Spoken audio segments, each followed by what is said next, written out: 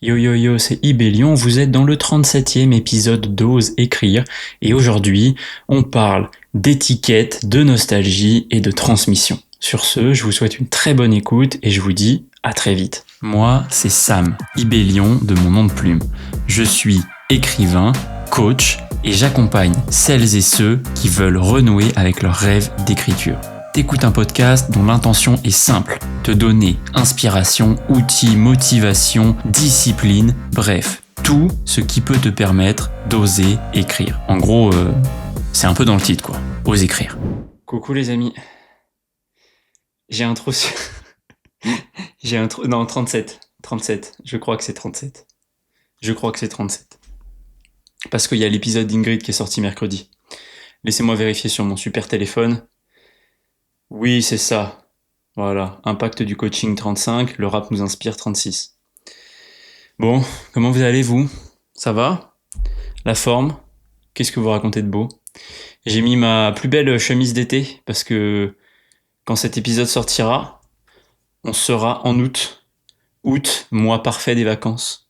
Je vais peut-être me faire des ennemis, mais quand je travaillais, j'étais clairement de ceux qui partaient en août. J'ai jamais trop compris ceux qui partaient en juillet, je vais pas mentir. Pour quelle raison ? C'est ma conception des vacances. Donc déjà, tout ce que je dis là ne concerne que moi. Et les arguments inverses sont tout aussi valables. Voilà, on se bat pas. On se bat pas. Mais j'ai toujours détesté partir en vacances, revenir et voir des gens partir en vacances. Voilà. C'est pour ça que j'aime pas partir en juillet. J'aime bien partir en août parce que du coup, t'as le mois de juillet qui est peinard. En plus, t'as le Tour de France. Et, alors j'ai jamais regardé le Tour de France au travail. Qu'on soit bien d'accord. Et, du coup, hop, les premiers reviennent. Toi, tu pars. Incroyable. Best que j'ai fait. Mais, assez gros désavantage. Partir en septembre, début septembre. Là, tout le monde est revenu. Et bam, toi, tu pars. Grand kiff. Vraiment. Le moment où tu fais, alors ouais, je sais qu'il y a des sujets, mais allez hop, c'est pas pour moi. Et vraiment extrêmement satisfaisant. Mais alors, par contre, tu prends une patate en revenant. Parce que du coup, il y a 3 semaines dans les pattes de sujets chauds, quoi. Donc, t'arrives, c'est, ah, maintenant que t'es là, bam. Je me rappelle une fois, c'était le voyage à New York d'ailleurs, avec Théo, ma sœur, gros big up. Euh, je reviens. Et là, genre, malade de fou. Et je me dis, non, de toute façon, il y a trop de trucs importants à faire au taf. Je peux pas me mettre en arrêt en revenant de vacances. Ça fait, je sais pas, j'aimais pas l'ambiance, quoi. J'y vais, j'étais malade comme un chien, il faisait super chaud, et j'ai pris réunion sur réunion, et trucs à faire, et machin, et bidule. J'ai jamais autant reswitché en mode travail que à ce moment-là. Mais ça avait l'avantage de justement pas te laisser le temps de papillonner et te demander en te disant ah ouais mais j'aimerais bien encore être en vacances. Non là, blam, attaque à la carotide direct. Allez hop, je me recharge en énergie. Ah c'est chaud. C'est chaud. Je vous fais un petit partage. J'écoutais, alors je sais plus où, je crois que c'était peut-être sur TikTok, quand je me perds, ça m'arrive là, après manger de temps en temps. Je me laisse emporter par l'algorithme, c'est pas bien, je sais. Mais en arrière-fond, j'entends une chanson. Et je sais plus vraiment laquelle c'est, mais elle me fait penser à une autre chanson. J'aimerais tellement de Jenali. Est-ce que vous vous rappelez de ces chansons-là ? Cette vibe un peu là. Jenali, Matt Pokora, Kyo, tout ça là. Tout ça. Et j'étais là, putain, mais les souvenirs. Alors du coup, il y a eu... Putain, Zao aussi. Voilà, je le vois là. Je le vois. Du coup, j'ai lancé J'aimerais tellement de Jenali. Incroyable. Incroyable cette chanson. Les souvenirs. Ça rappellera peut-être à certains. Et après, juste une photo de toi de M. Pokora. Franchement, que demande le peuple ? Je sais pas, y a plus trop de chansons avec cette vibe-là maintenant. Ou alors c'est peut-être que je tombe plus dessus. C'est vrai que maintenant je tombe beaucoup sur les nouveautés. Alors j'écoute beaucoup de rap, donc c'est surtout ça qui me vient. Mais j'ai l'impression que c'est aussi beaucoup ça que les gens écoutent. Je sais pas. Dites-moi, peut-être que c'est moi qui hallucine. Mais des chansons comme ça, à la Matt Pokora, à la Jenali, il y en a moins, non ? Ou c'est moi qui suis fou ? C'était cool quand même. Il y avait des vibes. Les trucs un peu sentimental, un peu poète brisé, un peu sensible, tout ça j'aimais bien, ça me parlait. Ça me parlait, tu sais, quand t'osais pas aller parler à ton amoureuse et que t'écoutais ça le soir en imaginant, voilà. On portait des jeans vraiment très slim, on avait la coupe de Justin bien collée, la mèche là.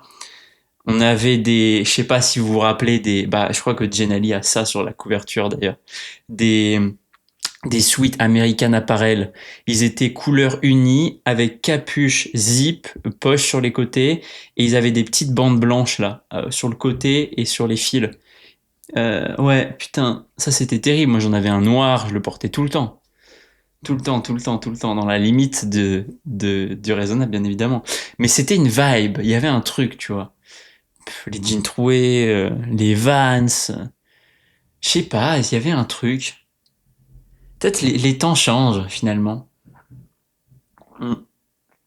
Est-ce que c'est grave? Je sais pas, mais en tout cas, j'ai été pris et bercé dans la nostalgie, là, avant d'arriver et d'enregistrer cet épisode.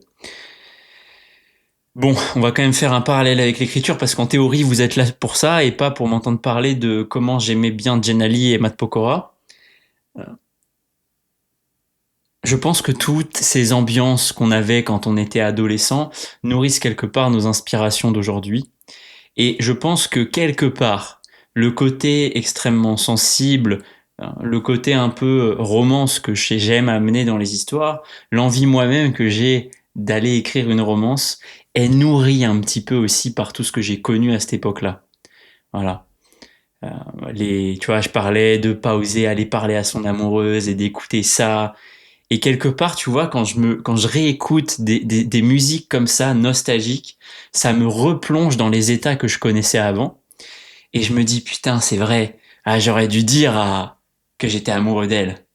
Ah, je sais pas si elle passe par là, mais elle se reconnaîtra peut-être. Enfin, quelque part, je lui ai pas vraiment dit, donc elle se reconnaîtra pas. Euh, mais j'y pense, quoi. Et tu te replonges dans ce truc. Et là, l'inspiration vient différemment.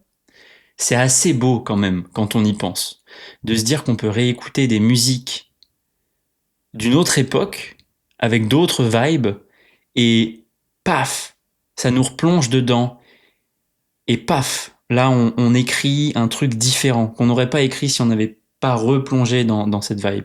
Je viens de remarquer que j'ai dit plusieurs fois paf d'affilée. Je suis désolé, ça me fait penser à... Il n'y avait pas un paf magazine, un truc comme ça. Oh, je suis en nostalgie là, c'est bon, allez hop. Euh, on arrête, on arrête, on arrête. J'avais dit ça une fois, je crois. La musique est extrêmement puissante pour se placer dans des ambiances. C'est pour ça d'ailleurs qu'il y a plus, enfin au moment quasiment tous les gens que j'accompagne, je leur conseille de se faire une playlist d'ambiance, tu vois. Un truc qui, ok, représente leur histoire, représente les émotions qu'ils veulent transmettre dans leur histoire.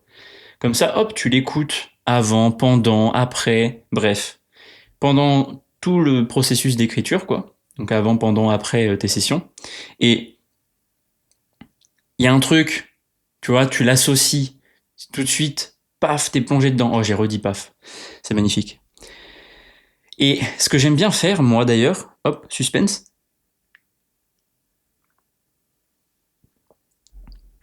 ce que j'aime bien faire, c'est de regarder ma playlist, tu vois, tous les titres likés. À force, doit y en avoir quasiment 3000 peut-être.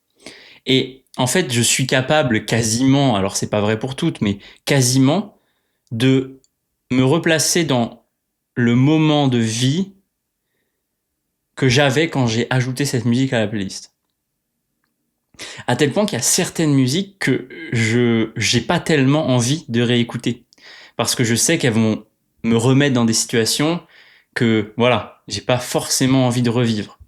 Alors peut-être que ça en dit beaucoup sur moi quelque part. Peut-être qu'il y a des situations sur lesquelles j'ai pas totalement travaillé, qu'il y a encore des petits trucs qui traînent et que ça vaudrait le coup d'aller réécouter ces musiques-là et de se laisser emporter par le flot des émotions qui viennent et de se dire ok, qu'est-ce que ça m'apprend?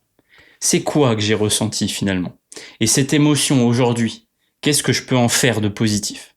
Parce que c'est un peu toujours ça aussi avec la nostalgie, les regrets, les remords, bref, tous ces mots-là, c'est que c'est des choses qui te rattachent au passé, mais il faut pas que ça soit une chaîne, tu vois, il faut que ça soit un trampoline quelque part. Et c'est toujours très intéressant, enfin en tout cas c'est l'approche coaching, il y a aussi l'approche thérapeutique, très clairement avec un psychologue ou un psychiatre, pas un coach, qui va venir guérir à proprement parler les blessures du passé, tu vois. Mais vraiment les guérir sans s'adresser au futur, sans machin, etc. Vraiment aller creuser le passé et guérir le passé. Alors, il y a une approche dans le coaching, dans l'écriture thérapeutique, enfin pas thérapeutique, pardon, de guérison au sens d'avancer, de faire quelque chose de positif de ces épreuves-là. C'est ça que je voulais dire.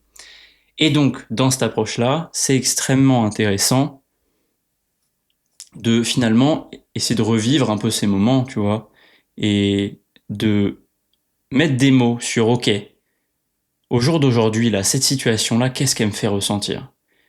Qu'est-ce qu'elle a voulu dire? Et après, d'aller s'interroger sur qu'est-ce que ça m'apprend sur mes valeurs, mes qualités? Qu'est-ce que ça me permet aujourd'hui? Qu'est-ce que ça m'a permis? Etc., etc.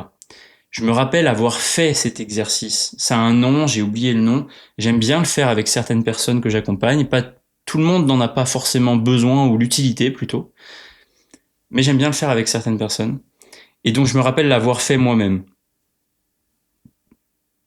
Où tu choisis des expériences de vie, tu parles de ces expériences de vie, et à la fin, en fait, t'en tires des leçons, tu vois.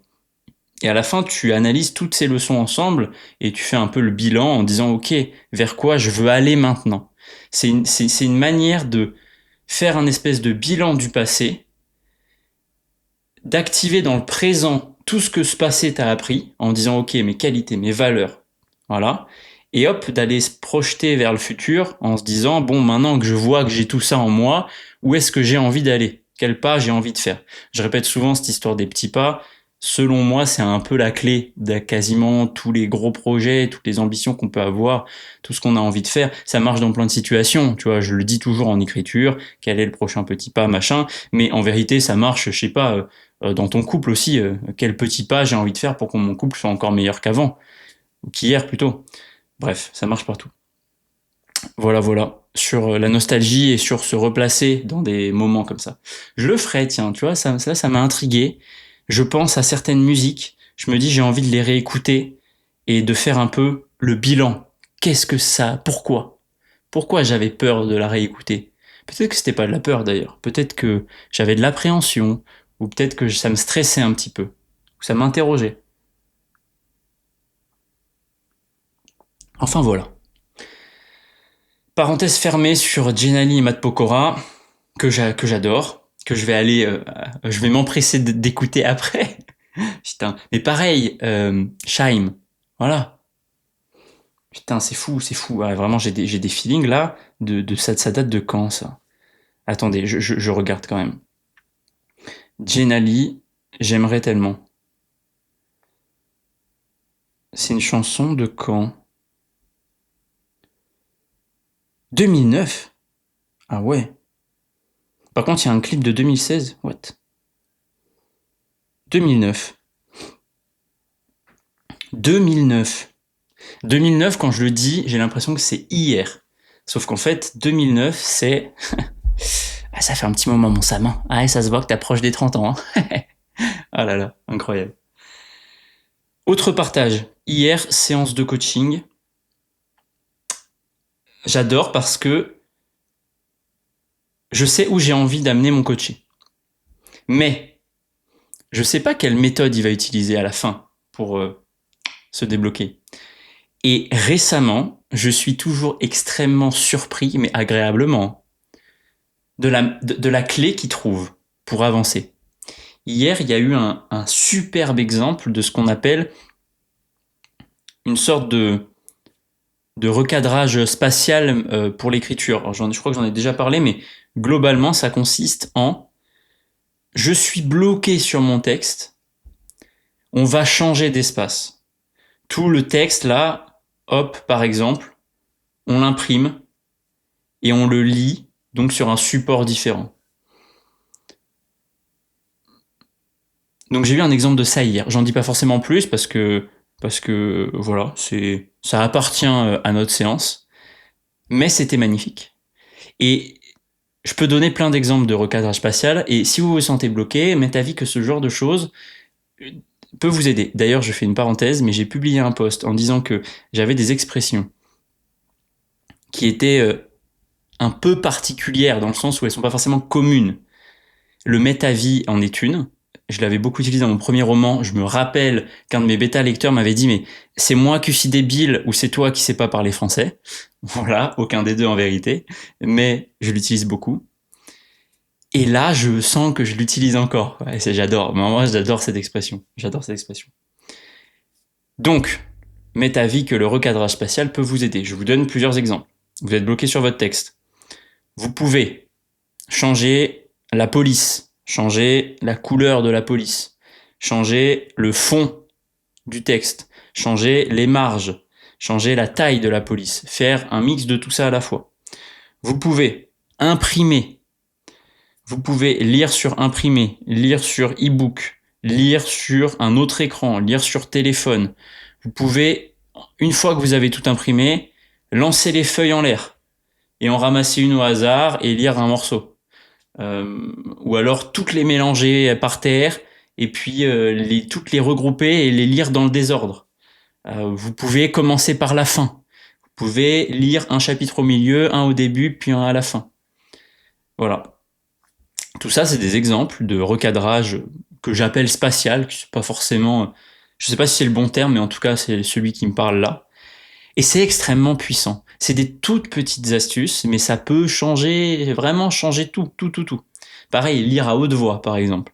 Lire, je sais pas, prenez votre meilleur accent, celui que vous préférez, voilà. Faites-le lire à votre sœur, à quelqu'un ou à votre conjoint, à votre conjointe, qui est avec vous, voilà. Hop, vous lui faites relire. Vous avez une autre manière d'accueillir l'information. Parce que, en fait, quand on écrit, par exemple, je prends l'exemple, j'écris sur un doc Word, toujours la même police, toujours la même taille, toujours la même couleur, toujours les mêmes marges, etc. En fait, la manière dont je lis et reçois l'information est toujours la même.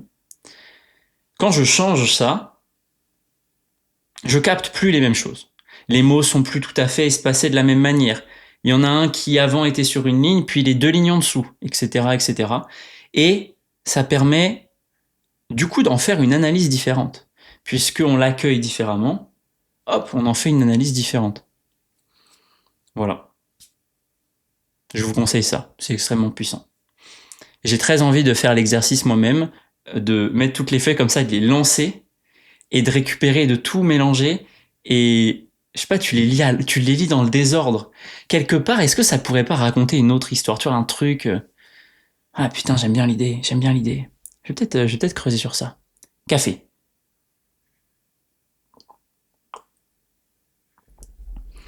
Bref.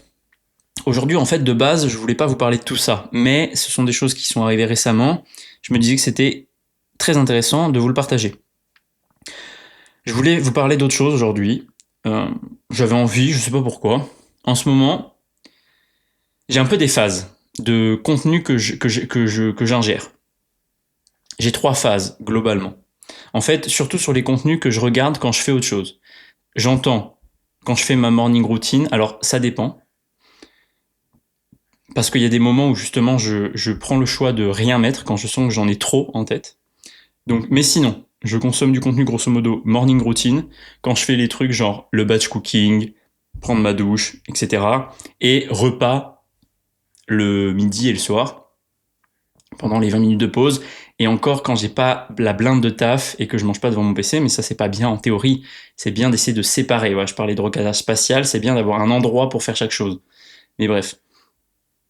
Et aussi parfois au sport, quand j'ai un peu la flemme, hop, je mets mon petit contenu comme ça et je regarde au sport. Alors ça c'est pareil, hein. Franchement, ça te déconcentre. Je fais jamais mes meilleures perfs en regardant une série et en faisant du sport. Mais bref. Et donc j'ai toujours 3 phases dans cette consommation de contenu. J'ai les podcasts. Parfois je prends des phases où je bouffe du podcast. J'ai les vidéos YouTube. Alors ça peut être sur tout et n'importe quoi. Récemment, je suis tombé sur, j'ai oublié le nom de la chaîne, je suis désolé, une chaîne qui parle que de théories autour d'Harry Potter. Mais quel kiff, j'adore. Je suis tombé sur quoi d'autre récemment aussi? Après, il y a les grands classiques, hein, toutes les vidéos. En ce moment, bon voilà, c'est le Tour de France, donc j'aime beaucoup regarder. Il y avait une chaîne YouTube, alors je crois qu'ils font plus de vidéos, mais qui s'appelait Le Petit Braquet, il me semble, qui faisait des histoires fantastiques de storytelling autour des grandes rivalités du cyclisme. Ça me rappelait clairement mon enfance, ça me rappelait clairement des souvenirs avec mon grand-père. C'était exceptionnel. Et donc je regarde des trucs comme ça, des vidéos YouTube qui pop, hop, et je me laisse happer un peu par là où l'algorithme t'amène. Parce que plus tu consommes un truc, plus il t'amène plein de trucs. Enfin, du même truc, du coup. Attends, je dis, ça fait beaucoup de mots truc. Truc. Parenthèse, tu vois, là je fais une association d'idées. Ça me fait penser, dans How I Met Your Mother, il y a une scène où Ted dit justement que plus on répète un mot, plus il devient bizarre. Et il y a une scène géniale où il est comme ça, il regarde un bol et il fait bol, bol. Bref, je ferme cette parenthèse. Et j'essaie de me rappeler ce que je racontais. Oui, voilà, les vidéos YouTube. Et la troisième chose, les séries. J'entends séries, très souvent des séries que j'ai déjà vues, ou quand je suis un peu téméraire, une série que j'ai jamais vue. C'est plus rare. Encore, d'autant plus maintenant. Et en ce moment, je suis dans une phase série. C'est pour ça que j'avais repris Disney+, juste pour... Alors, le mois dernier et ce mois-ci, j'ai coupé la fin août. Je voulais regarder One Piece. En vérité, j'avoue que j'ai un petit peu décroché. Je trouve ça tellement lent. Tellement lent. L'animé, hein, pas One Piece. Mais l'animé, waouh. Je pourrais le regarder en x6, je le regarderai en x6. One Piece, je voulais regarder un Met Your Mother. Et là, du coup, je suis reparti. J'avais hésité parce qu'il y a plein de sitcoms que j'aime bien sur Disney+. Il y a Iconic as fuck, si vous l'avez jamais vu, Scrubs, c'est exceptionnel. D'ailleurs, dans Scrubs, il y a énormément de phrases qui peuvent être tirées de leur contexte et analysées en mode un peu philosophie. Je ferai ça un jour. Vraiment, c'est une série exceptionnelle. C'est une série que j'adore regarder en français aussi. Mais j'avoue que je suis un grand consommateur de séries en VF, moi. Il y a The Office, évidemment. Alors celle-là, par contre, pour le coup, je la regarde en anglais. Mais exceptionnelle, vraiment exceptionnelle. Je n'ai pas les mots pour parler de The Office tellement c'est drôle. Tellement c'est drôle. Michael Scott, MVP, vraiment. Mais tous, hein, ils sont tous exceptionnels. Et il y a aussi, par exemple, Modern Family, qui est une sitcom que j'avais bien aimée. Ouais, je l'avais bien aimée. Sans plus. Genre, je l'aurais jamais vu de ma vie, j'aurais pas forcément râlé. Voilà.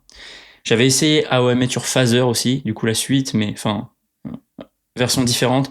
Effectivement, beaucoup plus actuelle. Parce qu'à mon sens, je pense que si How I Met Your Mother sortait aujourd'hui, qu'on accepte Barney, ce serait peut-être un petit peu compliqué.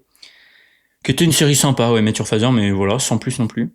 Et en ce moment, je re-regarde une série qui s'appelle Blackish, que, je sais pas, je l'aime bien. Ouais, je l'aime bien. Elle a peut-être un petit côté... Non, je pense que la caricature est peut-être un peu voulue parfois aussi. Non, c'est une série sympa, franchement, on s'attache aux personnages.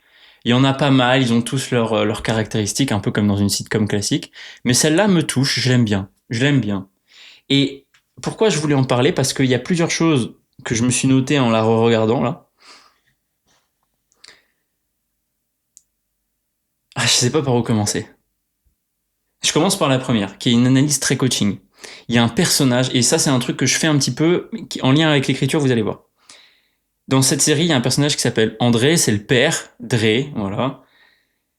Et il y a des moments, je vous jure que j'ai envie de l'étrangler. J'ai envie de l'étrangler. Tellement il m'agace. Il m'agace.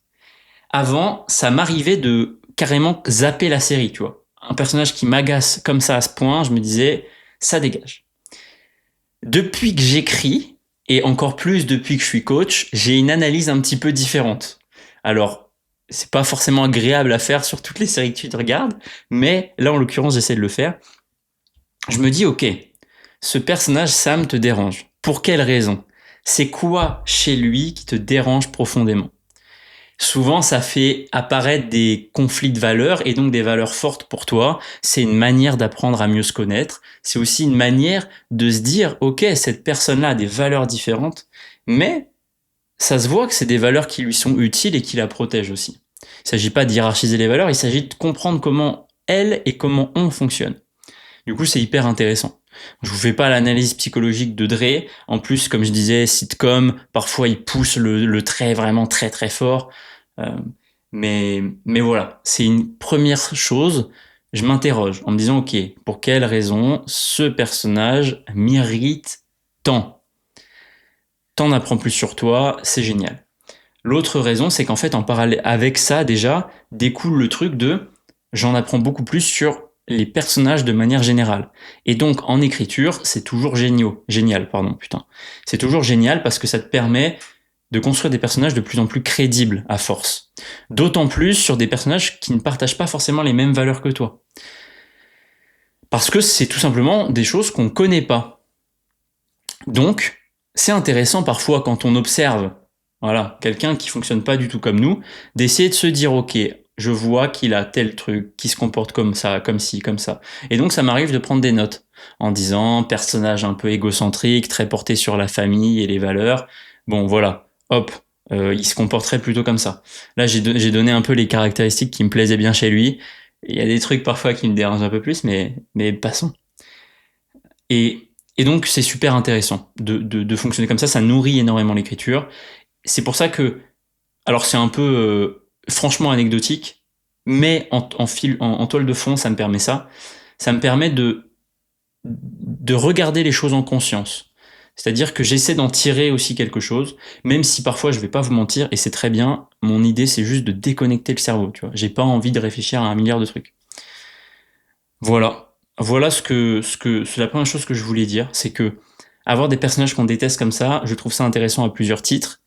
Sur un titre personnel, de savoir, ok, bah, du coup, pour quelles raisons il me dérange? Qu'est-ce que ça fait ressortir chez moi? Qu'est-ce que ça veut dire sur mes valeurs, mes qualités, etc. Et le deuxième point, c'est que ça permet de nourrir notre base de données de personnages et d'aller tout simplement étoffer notre panel de personnages qu'on peut écrire. Voilà. Et ensuite, dans cette série, j'ai noté récemment, il y a deux trucs que j'avais envie, dont j'avais envie de parler. Alors, la première, j'y vais en rapide parce qu'en vérité, j'aimerais faire un épisode entier sur ça. Mais c'est tout ce qui concerne les étiquettes. Tu vois, voilà, il y a volontairement un épisode où très caricaturalement, ils ont des étiquettes dont ils essaient de sortir. Et en fait, la conclusion de l'épisode, c'est de dire, en fait, toutes les étiquettes qu'on peut coller sur notre tête fait une seule étiquette unique qui est la nôtre. Et ça, j'adore. J'adore ce message-là. J'adore qu'on puisse être plein de choses. J'adore qu'on puisse s'autoriser à être plein de choses. J'adore qu'on puisse s'autoriser en étant sportif à être écrivain, en étant écrivain à être, je sais pas, euh, j'en sais rien, coureur de marathon. En étant coureur de marathon, être pilote de chasse, j'en sais rien, tout et n'importe quoi. Je sais même pas pourquoi ces exemples-là me viennent. Bref, les étiquettes ne sont pas une case et ne sont pas une cage. Les étiquettes signifient juste qu'on a quelque chose qui nous passionne, qui nous intéresse, sur lequel on travaille, qui représente une qualité, une valeur fondamentale chez nous, etc. Ça veut pas dire qu'on n'a pas le droit d'aller avoir d'autres étiquettes. Et moi j'aime bien l'idée de me coller plein d'étiquettes comme ça sur le corps. Ça fait un joli vêtement. Voilà. Santé. Il est bon ce café. Il est très très bon. Je crois que c'est un café. Comment ça s'appelle la marque avec les singes, la Terre de café? Je crois. Bah, c'est du café excellent. J'adore ça. J'adore. C'est quelqu'un qui me l'a offert. J'adore. L'autre point, qui est un point assez fondamental à mon sens, et qui m'a marqué sur ça, c'est justement Dre. Vous voyez, parfois, je disais, il m'agace parfois. Mais là, à un moment, il dit quelque chose qui m'a touché. Il me dit, on veut tous transmettre quelque chose à nos enfants, mais au final, c'est eux qui choisissent les choses dont ils veulent hériter de nous. Ça me donne des frissons. C'est une phrase pleine de sagesse. À plusieurs égards. Ça interroge déjà sur la place finalement de nous en tant que parents ou futurs parents. Alors, je me permettrai pas de me prononcer sur ce sujet parce que j'ai pas d'enfant. Mais j'avoue que moi, en tête, j'ai quand même l'idée de pouvoir, entre guillemets, transmettre quelque chose. L'écriture, pour moi, est ça aussi. Et d'ailleurs, au-delà des enfants, c'est un vecteur de transmission très fort. C'est une manière de dire, j'ai des choses tellement importantes à raconter que j'ai envie que si un jour quelqu'un a envie de le lire, il puisse le lire. Je sais pas quand, je sais pas qui, je sais pas si d'ailleurs, peut-être que non, mais au moins le livre existera et si quelqu'un a envie de me lire, il le lira et m'est avis que là, pareil, les étoiles s'alignent, on lit toujours un livre au moment où on a le plus besoin de le lire, probablement. Et il y a la partie vis-à-vis de l'enfant, qu'on est tous ça, parce qu'on a tous des parents, sinon je serais pas là en train de parler et vous seriez pas là en train de m'écouter. Mais au final, c'est eux qui choisissent les choses dont ils veulent hériter de nous. J'aime beaucoup cette vision que on nous fournit tout un tas de briques.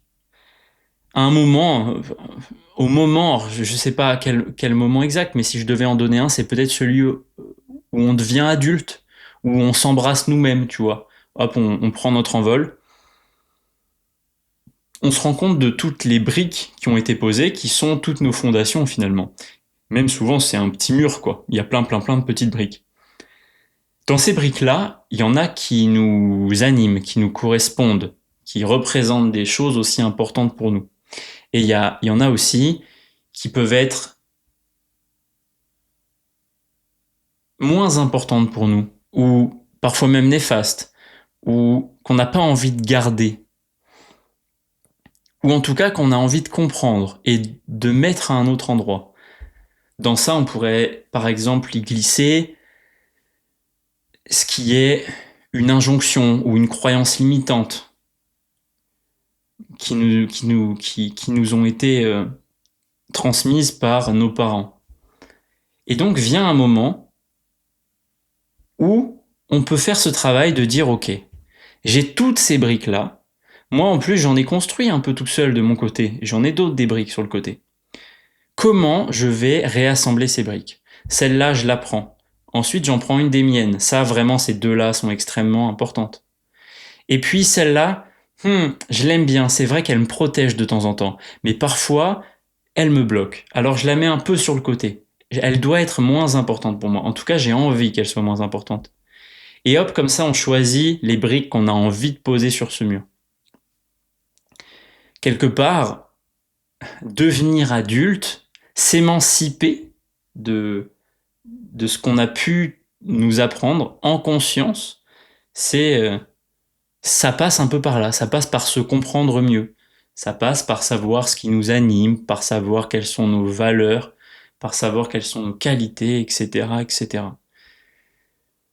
Et j'aime bien ça, j'aime bien. J'aime bien cette idée, alors c'est toujours dans la théorie, je parle souvent de ce livre, qui est Avoir le courage de ne pas être aimé, cette théorie qui place là où on a envie d'aller comme déclencheur des actions qu'on fait. À l'inverse, on pourrait dire là où on était avant est un déclencheur des actions qu'on va faire. Alors évidemment, la vie est un mix des deux fonctionnements. Mais je préfère le premier parce qu'il place la responsabilité et le pouvoir dans nous, dans notre présent, dans maintenant, dans la personne que j'ai envie d'incarner. Ou en tout cas, la personne qui va faire un petit pas vers la personne qu'il a envie d'incarner. Donc, on choisit les choses dont on hérite de nos parents aussi. Voilà. Et ça, parce que là, je dis ça comme si c'était facile, etc. Ça l'est pas forcément. Je ne suis personne pour dire que c'est facile et que les difficultés n'existent pas, etc. C'est pas du tout ce que je veux dire. En tout cas, on peut choisir d'essayer de travailler dessus. Je sais que moi, par exemple, j'ai beaucoup travaillé. Alors, coaching, je vais pas vous mentir, ça a changé ma vie. C'est pour ça que je fais ça aussi aujourd'hui. C'est pour ça que j'accompagne les gens à écrire. C'est pour ça que je coach les gens pour qu'ils aillent atteindre leur rêve d'écriture. À chaque fois dans les séances, on parle très très peu de techniques d'écriture. En vérité, on parle de ce qui nous bloque. Pour quelles raisons on bloque? C'est toujours des constructions qu'on a à nous. Tu vois, la peur, la page blanche, le syndrome de l'imposteur, le manque de temps, etc., etc., la légitimité, tout ça, c'est des choses qui impactent l'écriture, mais qui viennent d'ailleurs de l'écriture, quoi, qui viennent d'à côté de l'écriture, je dirais. Bref, j'ai fait beaucoup ce travail en coaching, j'ai fait aussi beaucoup ce travail avec une psy, parce qu'en fait, c'est comme ça qu'on évolue quelque part. En tout cas, moi, j'avais besoin de ça pour évoluer. Voilà, donc je reste sur cette phrase. On veut tous transmettre quelque chose à nos enfants, mais au final, c'est eux qui choisissent les choses dont ils veulent hériter de nous. Et ça nous place en position de choix et de responsabilité. Ça nous place en position de, ok, tout peut changer si on le décide quelque part. Et ça, c'est beau. Voilà. Sur ce, on a parlé pendant environ 30 minutes. Je ne vous embête pas plus en ce beau début de mois d'août. Moi, je vais tranquillement aller sur mes 30 ans. Et je vous dis à très vite. Bonne soirée, matinée, goûter, dîner. Bref, ce que vous voulez. Je vous dis des bisous les amis.